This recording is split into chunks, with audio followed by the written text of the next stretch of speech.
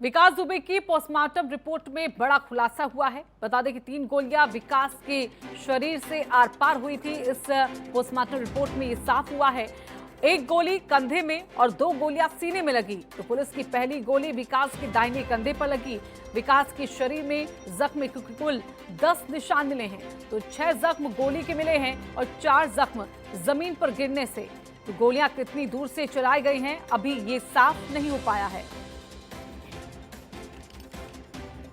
विकास दुबे को लेकर जानकारी और यहां पर सामने आ रही है धीरे धीरे करके। दरअसल विकास दुबे की जो पोस्टमार्टम रिपोर्ट है उसमें बड़ा खुलासा हुआ है। 3 गोलियां लगने की बात यहां पर विकास दुबे को जो शरीर के आर पार हुई। तो 1 गोली कंधे पर और 2 गोलियां सीने पर लगी हैं विकास दुबे को। और इसके साथ ही कितनी दूरी से इन गोलियों को चलाया गया है इसको लेकर अभी जानकारी नहीं मिल पाई है। चलिए सीधा रुख करते हैं नीरज अवस्थी के पास। हमारे सहयोगी कानपुर से हमारे साथ जुड़े हुए हैं। नीरज, पोस्टमार्टम रिपोर्ट सामने आ गई है और इस जानकारी से कितनी बड़ी जो कार्रवाई है, कितनी बड़ी सफलता जो है वो इस पूरे मामले को लेकर सुलझाने में लगेगी?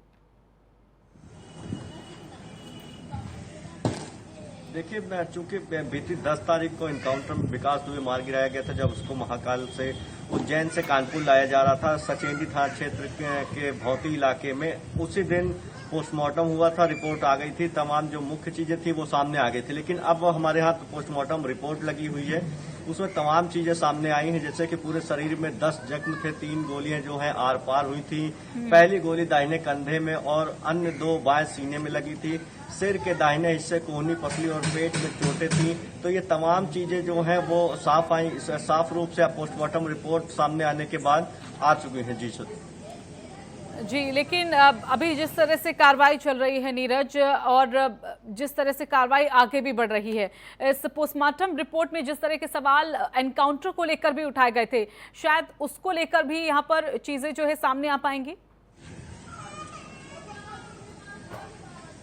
देखिए, लगातार इस मामले के आने के बाद पोस्टमार्टम रिपोर्ट हुआ, फॉरेंसिक टीम में अभी जो वहां पे मौके भी पहुंची थी, सीन को रिक्रिएट किया गया, तमाम जो जांचें हैं वो चल रही हैं। लेकिन पोस्टमार्टम रिपोर्ट सामने आने के बाद जो चीजें थी वो पूरी रूप से स्पष्ट हो गई हैं कि विकास दुबे को कितनी चोटें लगी थी, कितनी गोलियां लगी थी, कहाँ लगी थी, गोलियां आर पार हुई थी, शरीर में अन्य जो चोटें थी वो आई थी, वो एक्सीडेंट जो गाड़ी हुई थी उसकी चोटें, या फिर वहां पे गिरने के बाद गिरने के बाद जो चोटें आई हैं, ये सब चीजें अब पोस्टमार्टम रिपोर्ट आने के बाद साफ हो गई हैं। जी बिल्कुल। एक आखिरी सवाल यहाँ पर नीरज आपसे, अभी तक जो जांच चल रही है, चाहे वो एसआईटी कर रही हो, यूपी पुलिस जिस तरह से कर रही हो, एनकाउंटर को लेकर जिस तरह से सवाल उठ रहे हैं, सुप्रीम कोर्ट तक ये पूरा मामला पहुंचा, अब तक ऑल ओवर देखा जाए तो अभी अपडेट क्या है वहां पर?